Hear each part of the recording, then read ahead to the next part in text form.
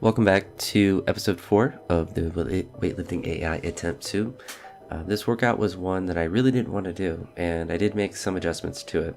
So the big adjustment initially was that this was split from the previous day's workout, and the reason I was able to do that was because I kind of skipped the day off that was supposed to be on Sunday. I just started Monday on that day. So I kind of knew I would be splitting up one of the workouts during the week, which isn't bad at all to do.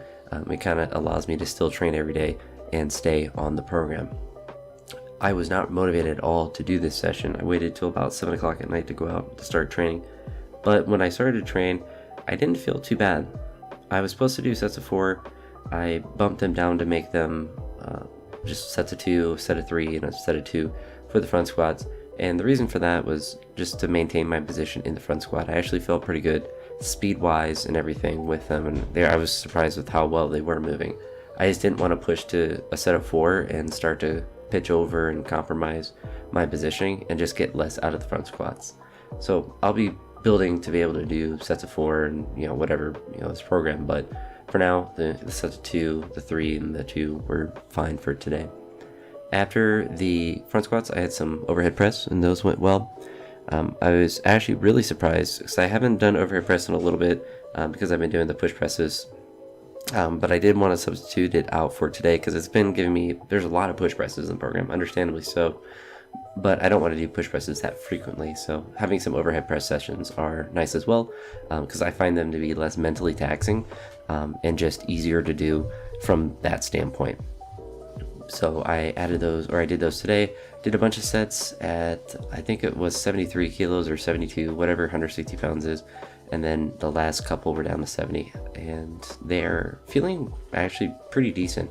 But I was actually really surprised that after I had done the set, my back wasn't really that sore. I've been having a weird kind of tightness in my right lat, I guess, area, the next to my scapula, that is always worse right as I am setting the bar into the rack after a squat, whether it's a front or back squat.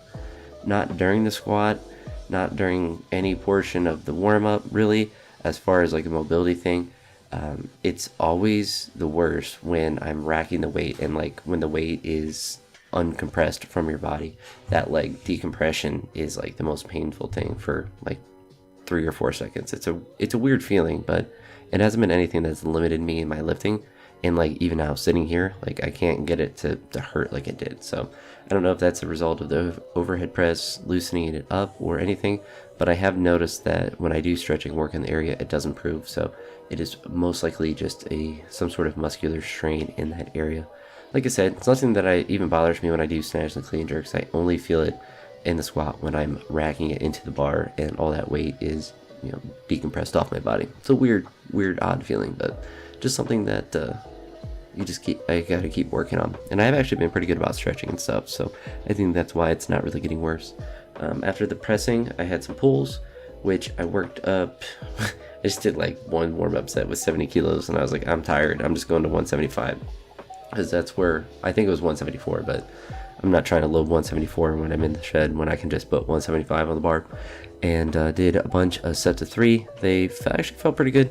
I think my hips were probably a little bit too high, but I was just trying to make them move fast and try to keep my hips in a consistent position. And I think my hips are always going to look too high when I'm doing any lifts, just from the way that I'm built. And as long as I'm trying to keep them low and trying to use my legs in the lifts, then wherever my body's going to be is just where it's going to be.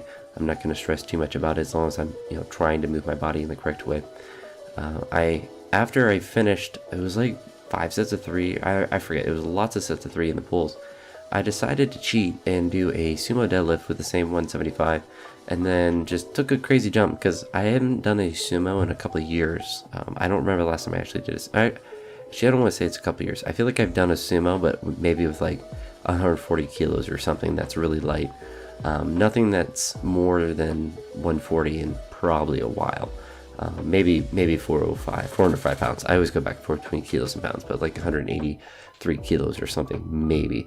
But my lifetime PR is actually whatever 535 pounds is for a double in the sumo pool. Because back when I was powerlifting, I would play around with it every once in a while. And I didn't even really do it when I was a powerlifter because I just didn't like how it felt.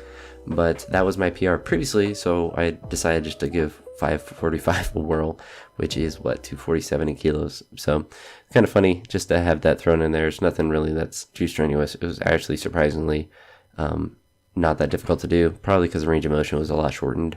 I couldn't spread my feet out any more than what they were just because of the wood that's there, but it's not going to be anything I do on a consistent basis. It's sumo deadlift. I don't need to do it. So just figured I'd talk about that since that's going to be at the end of the video, and I never do sumos, so kind of an odd thing.